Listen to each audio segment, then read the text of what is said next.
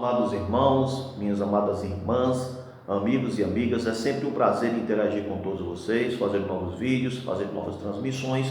Estamos aqui mais uma vez para fazermos mais uma breve transmissão e falarmos sobre mais passagens polêmicas, certo? Agora vamos lá para 2 Samuel 24:1, certo?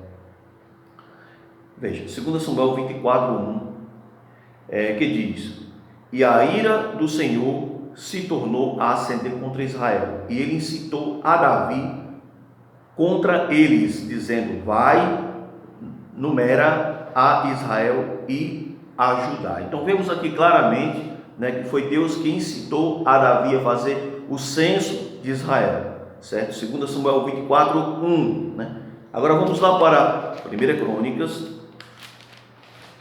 21:1. Se tratando do mesmo evento, diz 1 Crônicas 21:1. Então Satanás se levantou contra Israel e incitou Davi a numerar a Israel. Aí aqui você pode se deparar diante dessas duas passagens. Mas irmão, aqui não é uma contradição explícita, óbvia e clara? Aqui não é uma contradição? Não, amado irmão. Não é uma contradição. É uma aparente contradição. Então precisamos ver o texto e o contexto. Veja, um texto sem contexto é um pretexto para uma heresia. Então é um perigo isolarmos o texto. Então vamos entender aqui. Primeiro de tudo, nós temos que entender que Deus é quem governa a história, certo? Então, Satanás se tornou rival de Deus, mas nós sabemos que no início, Satanás era um anjo. Na verdade, Satanás é um anjo decaído. Na verdade, é um anjo decaído, certo? Então precisamos entender que, por exemplo, o conceito de Deus e Satanás não é como um conceito maniqueísta, como alguns defendem, de dois princípios eternos, certo? Ou seja, um princípio do bem e outro do mal, lutando contra si. O princípio eterno foi defendido pelo maniqueísmo de Mani e defendido também pelo zoroastrismo persa, entre Ahura Mazda e Arquima, de duas forças opostas, antagônicas. Certo? Sabemos que realmente Satanás é um anjo decaído, mas o poder de Satanás está condicionado a Deus, porque Deus é o Senhor do mundo, Deus é o Senhor que governa a história. Então veja, aqui foi uma circunstância que Deus permitiu para que realizasse o seu propósito. Deus permitiu que Davi fosse tentado por Satanás para que isso acontecesse. Então veja, a contradição aqui? Não. O que acontece é que muitos não têm uma visão ampla do texto bíblico e da Escritura, e da ação de Deus na história do seu povo.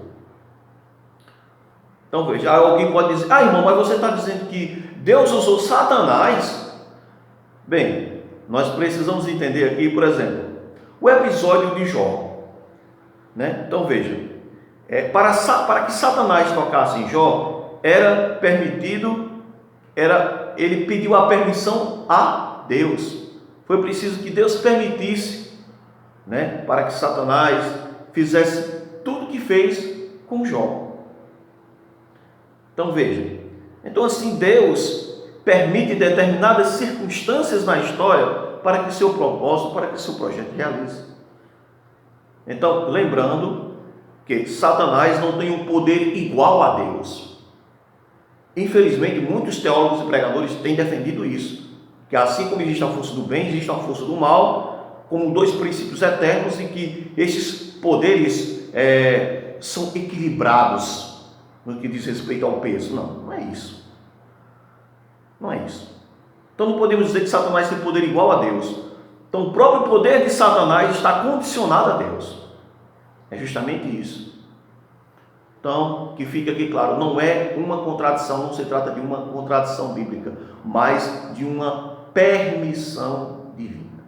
Então, que Deus possa abençoar a cada um de vocês, que todos possam crescer na graça e no conhecimento do nosso Senhor e Salvador Jesus Cristo. Que Deus abençoe a todos em Cristo Jesus.